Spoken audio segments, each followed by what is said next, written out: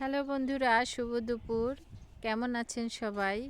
আজকে আমি বেগুন এবং আলু দিয়ে কুমড়ার বড়ি দিয়ে মাছ রান্না করব, আপনাদের সাথে শেয়ার করব। প্রথমে আমি আলু কেটেছি, বেগুন কেটেছি, মাছ মেখে রেখেছি।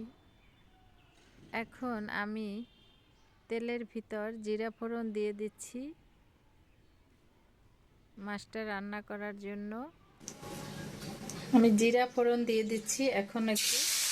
এরপর আমি আলু কেটে দিয়ে দিচ্ছি। আলুটা কষিয়ে নেব যাতে রান্নাটা ভালো হয় এবং আলুটা নরম হয়ে যায়।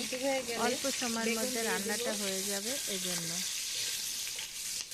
আসলে আমি খুবই কর্মব্যস্ত, তাই সময় পাই না, তাড়াহুড়া করে রান্না করতেছি।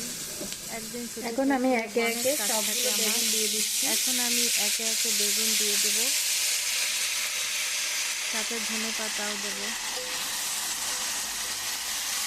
বেগুনটা কষিয়ে নিচ্ছি।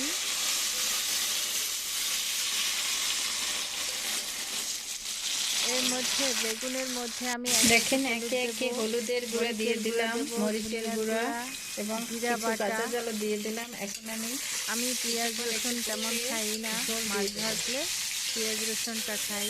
এছাড়া তরকারি বা যে কোনো ধরনের সবজিতে আলু এবং বেগুনগুলো একটু কষিয়ে ঝোল দিয়ে দিলাম পরিমাণ মতো। ঝোল দিয়ে দিলাম। এখন সিদ্ধ হয়ে গেলে আমি মাছ দিয়ে দেব।